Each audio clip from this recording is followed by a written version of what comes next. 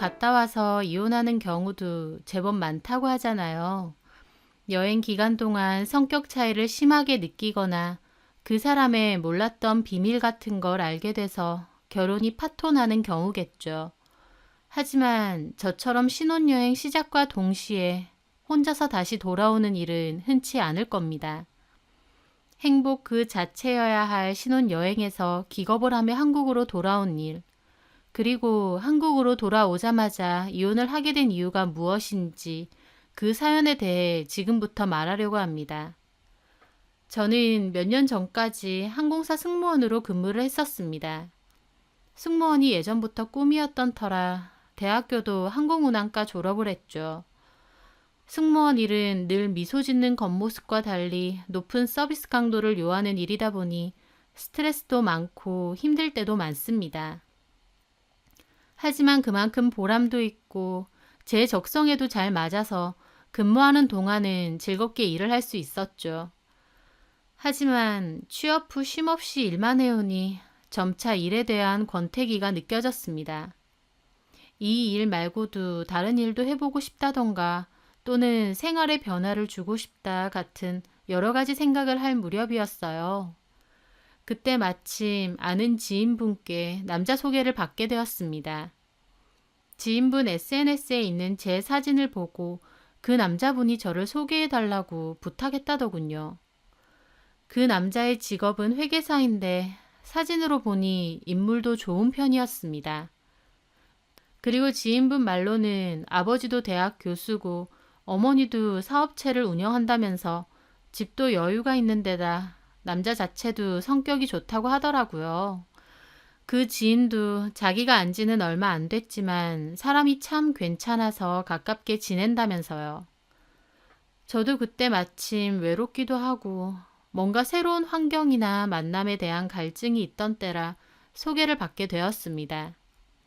큰 기대 없이 가볍게 나간 자리인데 생각보다 남자는 아주 괜찮았습니다.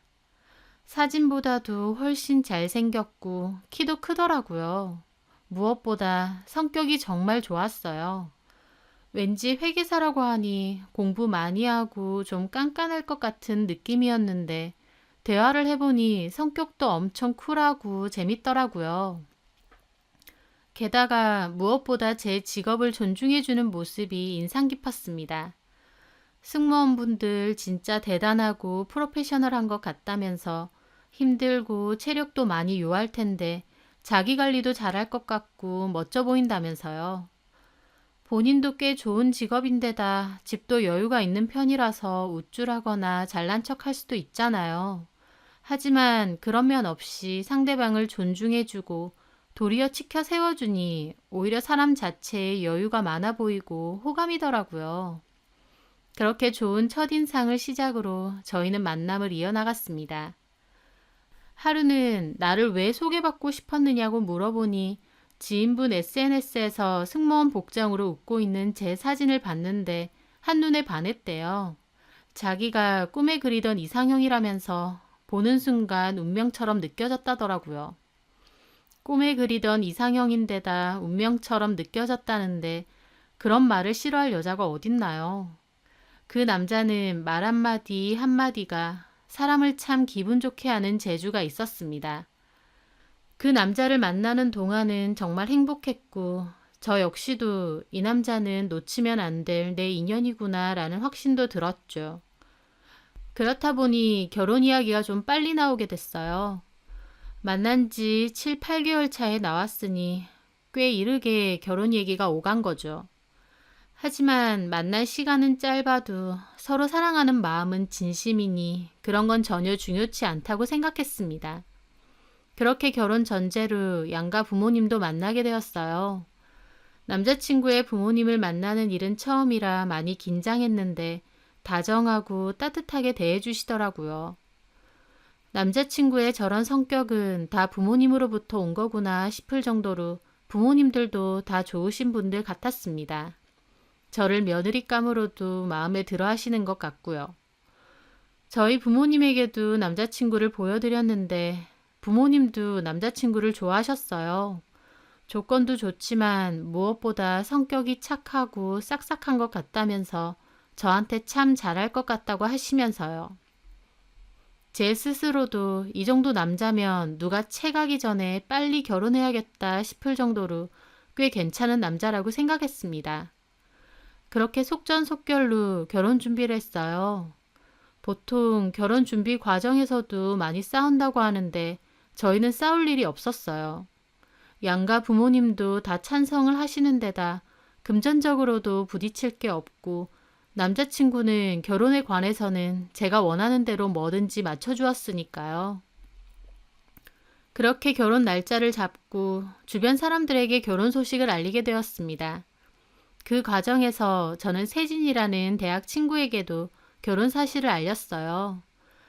세진이는 같은 과 동기인데 저랑은 다른 항공사에 취업을 했어요. 그러다가 2년 전에 결혼을 하면서 승무원 일을 그만뒀고 지금은 아이를 키우고 있더라고요. 예전에는 친하게 지냈지만 세진이가 결혼하고 나선 서로 바쁘다 보니 연락이 비교적 뜸해졌었어요. 하지만 세진이가 저 결혼할 때 꼭 연락을 하라고 당부했기 때문에 저도 오랜만에 안부를 물으며 결혼 소식을 알렸죠. 세진이는 너무 반가워하더라고요. 어머, 은주야, 결혼하는구나. 축하해. 고마워. 너무 오랜만에 연락하는데 다짜고짜 결혼한다고 알려서 좀 그렇지? 무슨 소리야. 당연히 나한테도 알려줘야지. 그리고 내가 애 키운다고 바빠서 연락도 잘 못한 건데 뭐. 아기는 잘 크고 있지? 쑥쑥 크고 있어. 근데 너무 바쁘다. 하루가 어떻게 가는지 모를 정도야. 승무원 일할 때 참 힘들다 생각했는데 육아해보니까 이게 더 힘들다, 야. 저와 친구는 오랜만에 수다를 떨며 깔깔 웃었죠. 참, 남편 될 사람은 어떤 사람이야? 소개로 만났어. 8개월 정도 만났는데 서로 인연인 것 같아서 좀 빨리 결혼 결정 내렸어.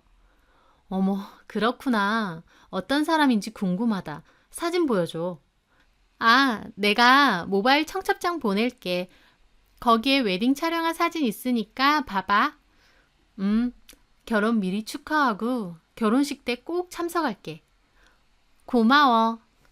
그렇게 저는 세진이와의 통화를 끝내고 모바일 청첩장을 보내주었죠. 그런데 몇 시간 뒤에 세진이가 톡이 왔더라고요. 사진 너무 예쁘더라. 연예인 화보인 줄 알았잖아. 에이, 고마워. 남편분도 인상 좋아 보이더라. 근데 나 너네 남친 사진 한참 봤다? 이상하게 너네 남친 얼굴이 낯이 익어. 세진이는 제 남친 얼굴이 낯이 익다고 하더라고요. 아는 사람이야? 아니, 아는 사람이면 내가 단박에 알아봤지. 그건 아닌데 이상하게 뭔가 낯이 익어. 어디서 봤는지는 도저히 기억 안 나지만. 좀 평범하게 생겨서 그런 거 아니야? 에이, 남편 될 뿐 평범은 아니던데? 잘생기신 편이던데 뭐. 근데 왜 낯이 익은지 모르겠어. 내가 아기 낳고 나선 기억력이 안 좋아졌거든. 기억이 날 듯 말 듯 모르겠네. 혹시 연예인 닮은 건가? 에이, 설마. 혹시라도 나중에 생각나면 꼭 알려줄게. 그래. 저는 그때까지만 해도 별로 대수롭지 않게 얘기를 하고 넘어갔습니다. 그땐 몰랐죠. 친구와 그렇게 한 대화가 나중에 엄청 큰 파장을 일으킬 줄은요. 그렇게 순조롭게 결혼 준비는 마무리되었고 결혼식 날이 다가왔습니다. 저를 축하해주러 온 지인들 중에서는 세진이도 있었어요. 어머, 너무 예쁘다. 진짜 아름다운 신부네. 고마워. 아기는? 아빠한테 맡기고 왔지. 오랜만에 자유부인이야. 와줘서 고마워. 식 보고 밥 먹고 가. 알겠어. 축하해. 그렇게 세진이와는 신부 대기실에서 인사를 나누었어요. 잠시 후 예식은 시작되었고 저는 행복하고 즐거운 예식을 마쳤습니다. 결혼식은 모든 것이 완벽했어요. 우아한 드레스, 아름다운 호텔 예식장과 저를 축하해주는 하객들. 제가 꿈꿔오던 행복한 결혼식이었죠. 패배까지 끝내고 급하게 친척분들, 지인분들에게 인사를 드린 후 비행기 시간 때문에 급하게 공항으로 떠났습니다. 정신 없었지만 그래도 행복하고 좋았어요. 모두 나를 축복해주는 자리에서 저는 아름답고 행복한 주인공이 된 것 같았으니까요. 공항에서 그리고 비행기에서 남편과 결혼식에 대한 이야기를 나누고 앞으로도 여행 많이 가고 오늘처럼 행복하고 즐겁게 살아가자는 대화도 많이 했습니다. 그렇게 신혼여행지인 발리에 도착했고 저희는 현지 코디네이터의 안내로 예약해둔 풀빌라에 가게 됐어요. 도착하니 이미 밤이었고 너무 피곤하고 힘들어서 씻고 바로 골아떨어졌어요. 다음 날부터는 여러 가지 즐거운 일정들이 기다리고 있었죠. 그렇게 이튿날 이른 아침이었는데 저는 5시쯤 잠이 깼어요. 피곤이 덜 가셨는데도 이상하게 잠이 일찍 깨더라고요. 남편은 완전 골아 떨어져 있고요. 이제는 남친 아니고 남편이 됐구나. 새삼스러운 기분을 느끼며 앞으로 이 사람과 남은 인생 잘 살았으면 좋겠다라는 마음가짐도 새로이 했습니다. 그러면서 자는 남편의 머리도 쓰다듬고 이불도 잘 덮어주었죠. 금방 깰 것 같지 않아서 저는 수영장이 있는 테라스로 나가서 폰을 보고 있었어요. 어제는 골아 떨어진다고 몰랐는데 일어나 보니 카톡이 많이 들어와 있더라고요. 거진 결혼 축하한다는 톡들이었습니다. 감사한 마음으로 하나씩 보고 있을 무렵이었어요. 세진이에게서도 톡이 와 있더라고요. 시간을 보니 한국 시간으로 새벽에 보낸 거더라고요. 그런데 그 내용이 은주야, 나 너네 남편 누군지 기억났어. 내가 계속 가물가물했는데 결혼식에서 얼굴 보고 그제야 기억나더라. 한국 오면 꼭 연락 좀 해줘. 였습니다. 좀 어리둥절했어요. 남편을 어디서 봤는지 기억이 났다는 건데 왜 이렇게 심각하게 보냈을까 싶었거든요. 뭐지? 어디서 본 거지? 저는 궁금증을 느끼며 답장을 보냈습니다. 세진아, 내 남편 누군지 기억났다고? 근데 왜 그렇게 심각하게 톡을 해? 저는 그렇게 보내고 세진이가 만약 자면 나중에 답장을 보내겠지 생각했습니다. 하지만 좀 있다가 바로 톡이 오더라고요. 안 자고 있었네. 좀 일찍 깼어. 네 톡 보고 깜짝 놀랐어. 내 남편을 어디서 봤길래 그래? 제가 보낸 톡을 읽었음에도 한동안 답이 없더라고요. 갑자기 잠이 들었나 생각하던 찰나 다시 톡이 왔습니다. 있지. 너 신혼여행 간 건데 내가 이런 말을 해도 될지 안 될지 모르겠어. 근데 최소한 내가 알고 있는 걸 너한테 하루라도 빨리 말해주는 게 맞는 것 같아. 저는 친구의 심각한 톡을 보고 덩달아 심각해졌습니다. 도대체 내 남편을 어디서 봤길래 이러는 거지? 궁금하다 못해 겁이 나더라고요. 도대체 어디서 내 남편을 봤길래? 혹시 옆에 남편 있니? 자고 있어. 나 혼자 나와 있어. 그리고 세진이는 제 남편에 대한 비밀을 얘기해 주었습니다. 내 승무원 동기 중에 진아라고 있거든. 걔가 몇 년 전에 결혼을 한다면서 자기 SNS에 사진도 많이 올렸거든. 자기 남친 사진. 그리고 모바일 청첩장도 줬었고. 근데 걔가 결혼 날짜 다 잡아놓고 갑자기 결혼을 파토낸 일이 있었거든. 근데 이상하게 낯이 익다 생각했는데 너네 남편이 그 진아 전 남친인 것 같아. 저는 좀 놀라긴 했어요. 세진이의 회사 동기와 제 남편이 한때 사귀는 사이였다니요. 그것도 결혼을 전제로요. 하지만 결혼 전에 사귀다가 헤어질 수도 있는 거고 그게 큰 문제는 아니었죠. 과거 없는 사람이 어디 있나요? 저는 그래서 세진이에게 다시 물었습니다. 근데 사귀다가 아니다 싶으면 헤어질 수도 있잖아. 결혼 전제라고 해도. 이혼 사실을 속인 것도 아니고 파혼 정도는 나도 이해할 수 있어. 꼭 말해야 되는 의무가 있는 것도 아니고. 저는 세진이가 저에게 급하게 말해줘야 되는 게 이건가 했어요. 그런데 세진이가 저에게 진짜 하고 싶은 말은 그게 아니더군요. 바로 이어지는 세진이의 말은 정말 충격 그 자체였거든요. 당연히 파혼할 수 있지. 문제는 파혼 사유 때문에 그렇지. 파혼 사유가 뭔데? 그 친구가 너네 남편 만났을 때 헤르페스 2형에 걸렸대. 헤르페스? 들어본 적은 있는데 그게 뭔가 싶었습니다. 그게 뭔데? 성병. 저는 그 단어를 본 순간 소스라치게 놀랐어요. 갑자기 난데없이 성병이라뇨. 성병이라고? 그 친구 말로는 헤르페스라는 게 1형, 2형이 있대. 근데 1형이라는 건 그냥 가볍게 지나갈 수도 있대. 뭐 입술에 포진 생기고 그런 정도로. 2형이 문제인데 이게 치료제가 없대. 게다가 여자한테 엄청 치명적이래. 만약 감염된 채로 아기를 가지면 높은 확률로 기형이거나 사망할 수도 있다면서. 저는 친구 말이 무슨 말인지 머리가 다 어질어질 하더라고요. 그런 성병을 다른 사람도 아니고 바로 전날 결혼식을 올린 제 남편이 걸렸다뇨. 정말이야? 이 친구도 결혼 준비하면서 밑이 간지럽고 이상한 게 나서 병원 갔다가 E형 헤르페스 진단받았대. 이 친구는 이 남자 말고 다른 사람하고는 잠자리 가진 적이 아예 없대. 게다가 찾아보니 헤르페스 E형 정도면 당사자가 모를 수가 없을 거래. 속인 거지. 내 친구 그걸로 엄청 충격받고 건실하고 착해서 결혼까지 결심한 남자가 성병 보균자인데다 본인까지 결국 감염시켰으니까. 그 길로 내 친구는 몰래 그 남자 뒤를 캤는데 앞에서는 건실한 척하면서 뒤에선 즉석 만남 어플 그런 걸로 여자들 무지하게 만나고 다녔었나 봐.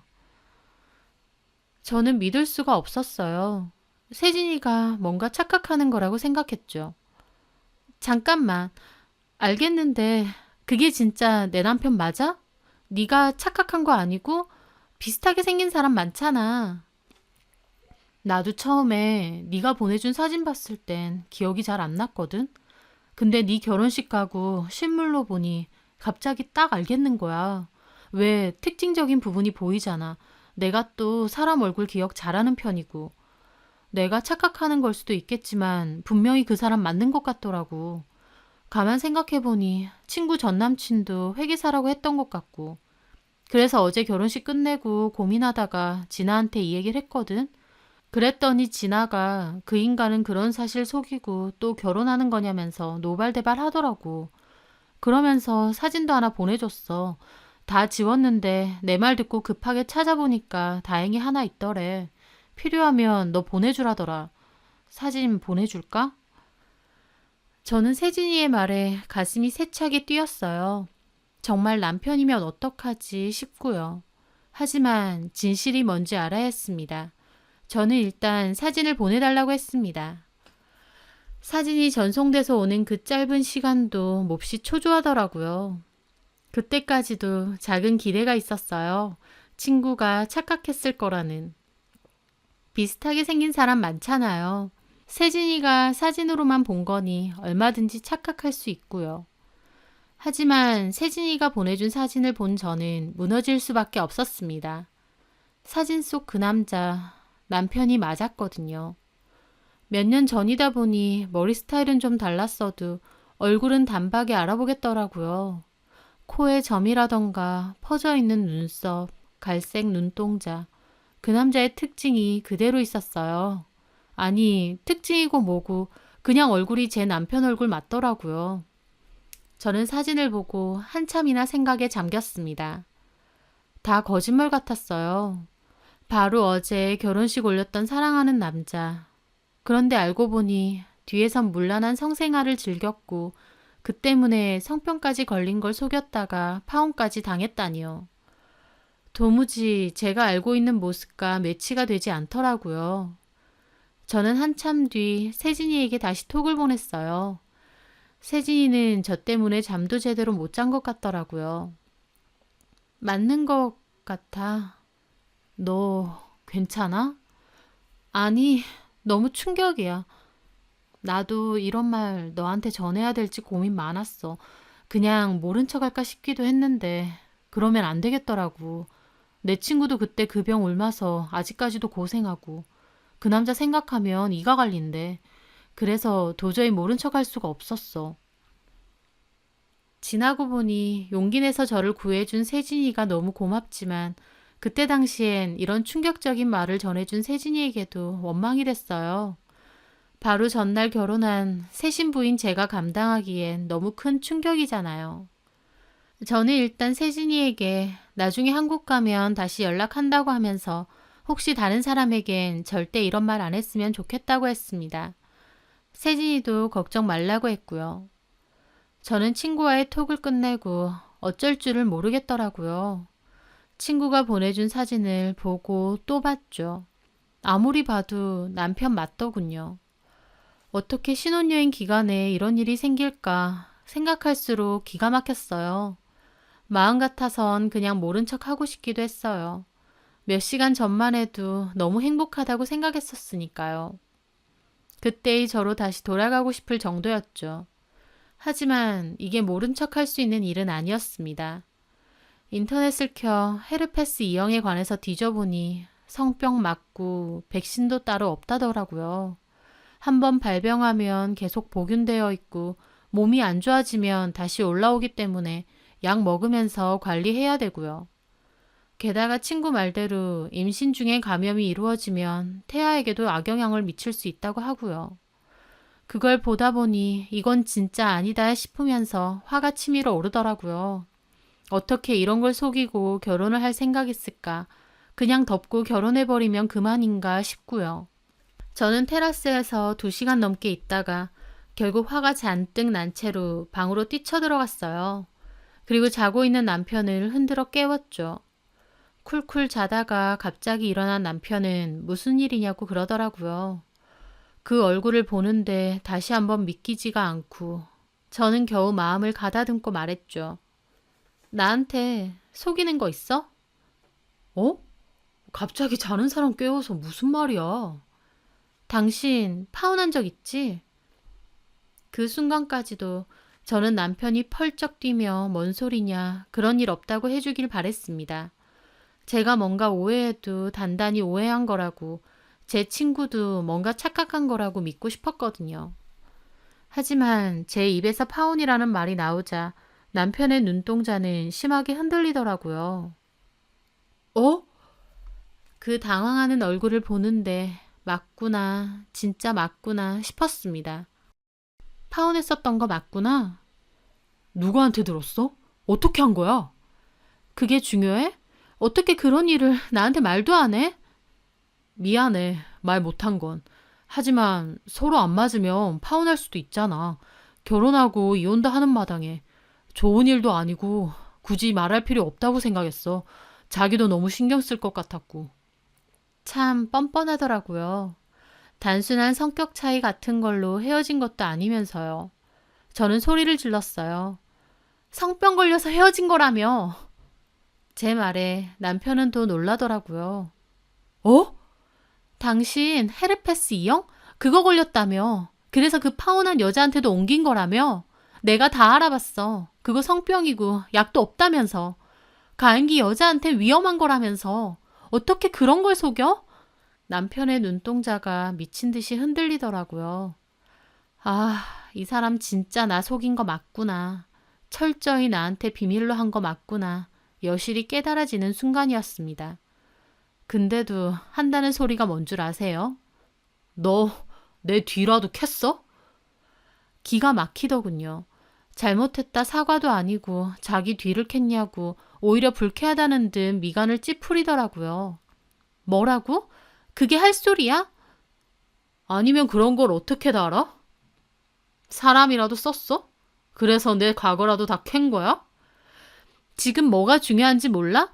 그런 중요한 사실을 속이고 결혼까지 해놓고 뒤라도 캤냐고? 그리고 만약 내가 뒤라도 캤다고 쳐. 당신만 떳떳하면 아무 문제 없잖아? 남편은 잠깐 눈알을 굴리더니 변명을 했습니다. 누가 뭐라고 했는지 모르겠는데 그거 다 거짓말이야. 뭐 흥신소라도 의뢰했는지 모르겠는데 그런 사람들 다 사기꾼이라고. 너한테 돈 더 뜯어내려고. 남편은 제가 진짜 흥신소라도 의뢰해서 본인 뒤라도 캔 줄 아는 것 같더라고요. 멀쩡히 결혼 잘해놓고 제가 그런 짓을 왜 하겠나요? 저는 폰을 열어 친구가 보내준 그 사진을 들이밀었습니다. 내 친구가 당신 얼굴 보는데 알겠더래. 자기 동료랑 파혼한 남자라고. 당신 파혼했던 여자가 증거라고 사진도 보내줬어. 남편은 제 폰을 뺏어서 그 사진을 보더라고요. 그러면서 엄청 골치 아프다는 듯 머리를 감싸더라고요. 막 혼자서 진짜 미치겠네 그러는데 그 순간에 정이 더 떨어졌어요. 저한테 미안한 게 아니라 이걸 결국 들켰구나 하는 느낌이었거든요. 그런 남편을 바라보는데 문득 드는 생각이요.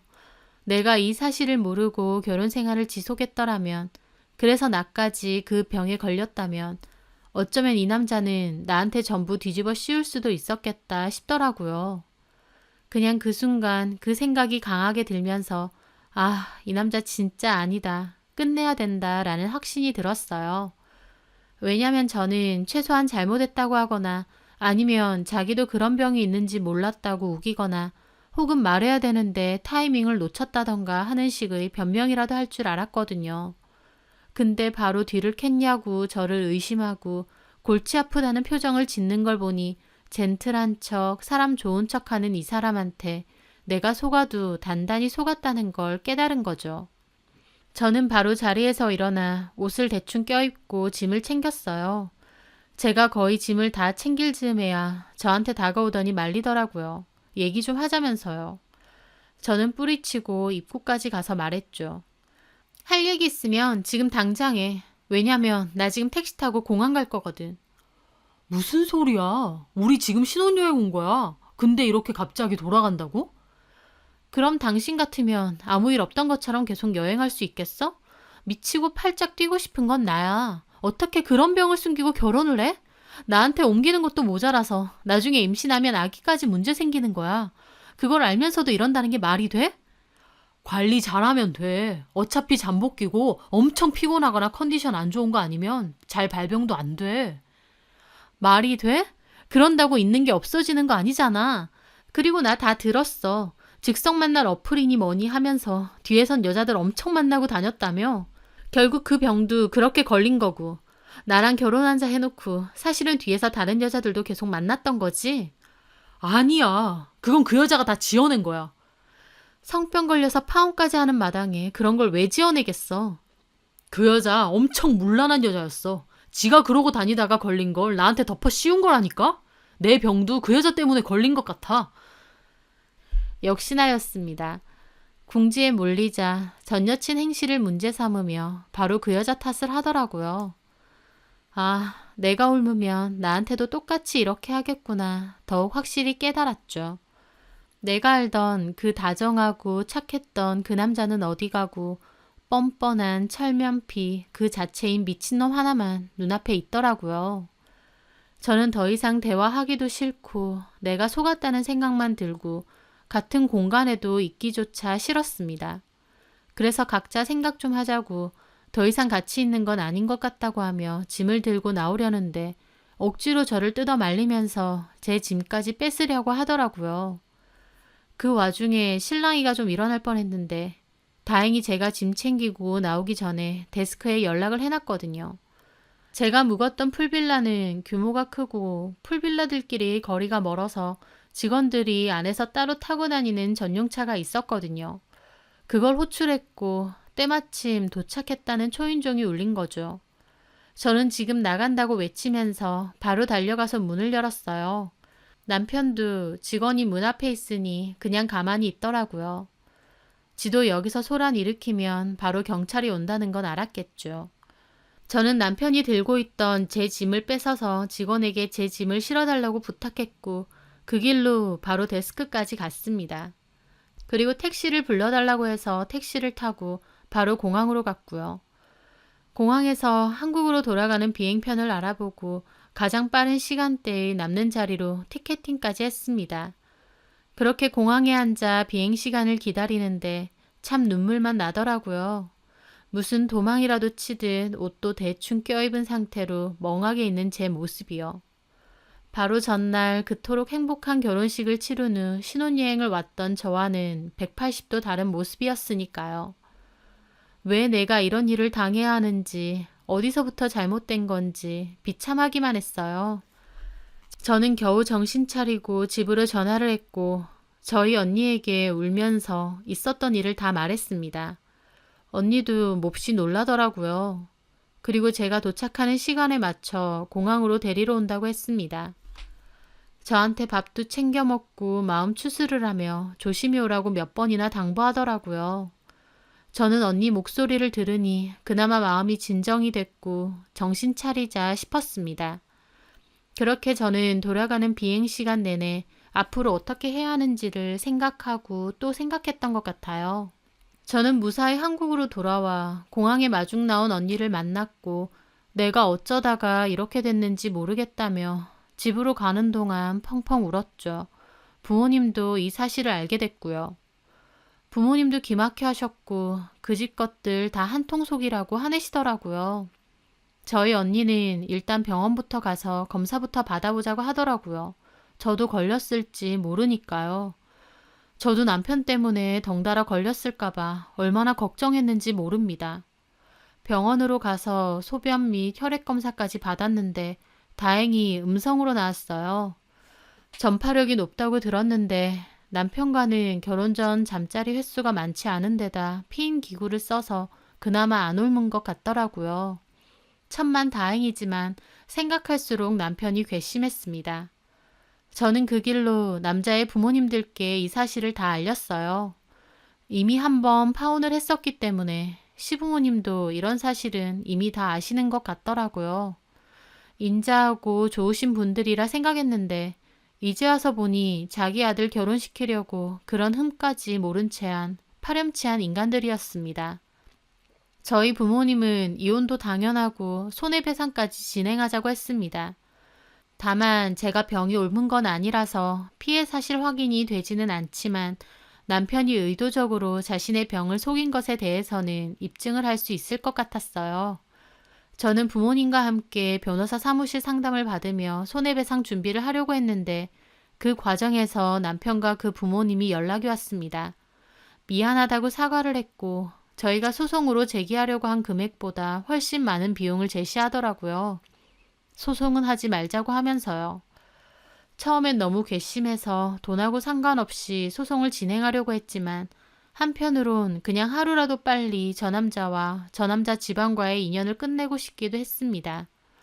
더 이상 쓸모없는 에너지를 쓰고 싶지도 않았고 또 제가 직접적으로 병이 옮은 상황이 아니다 보니 마냥 저한테 유리한 상황도 아니더라고요. 게다가 법적인 다툼이라는 게 정말 피곤하고 준비해야 될 것도 많고요. 이미 갑작스러운 이혼으로 지치고 힘들었던 저는 결국 부모님과 상의 끝에 그 제안을 받아들이고 합의를 하기로 했습니다. 남편도 미안하다고 사과하는 연락을 몇 번 하긴 했지만 그게 진심 같지는 않았어요. 그저 이 순간에 필요하니까 진심 없이 사과만 한다는 생각뿐이었죠. 저는 남편에게 앞으로 이런 거 속이고 여자 만날 생각하지 말라고 나는 이렇게 넘어가지만 진짜 큰 코 다칠 수도 있다고 경고했습니다. 저는 그 일 이후 다시 일을 하다가 결국 그만두고 1년 정도 휴식기를 가졌어요. 제 앞에서 대놓고 말하는 사람은 없지만 뭔가 제 이혼 사유에 대해 뒤에서 이러쿵 저러쿵 말이 많은 것 같았고 저도 너무 불편했거든요. 1년간의 휴식 후에 저는 승무원 채용 관련 컨설턴트로 새로운 일을 시작하게 되었고 현직으로 일할 때보다 더 적성에 잘 맞아 즐거운 마음으로 후배 양성하는 일을 하고 있습니다. 시간이 약이라고 지나고 보니 모든 게 다 다행이라는 생각만 들더라고요. 저에게 용기 있게 제 남편의 실체를 까발려준 세진이가 너무 고맙기도 했고요. 그래서 마음을 추스르고 난 다음에는 세진이를 찾아가 밥도 사고 진심으로 고맙다고 인사도 했어요.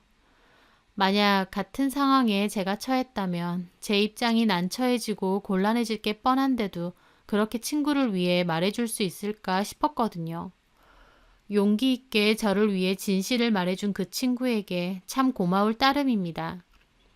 저를 속이고 기만했던 그 남자, 하나를 보면 열을 난다고 겉으로만 빛 좋은 개살구였지 속은 완전 엉망진창이었던 그 인간. 개벌은 남 주겠냐마는 제발 정신 차리고 엄한 여자 고생시키지 말고 혼자 살았으면 싶네요. 제 사연 들어주셔서 감사합니다.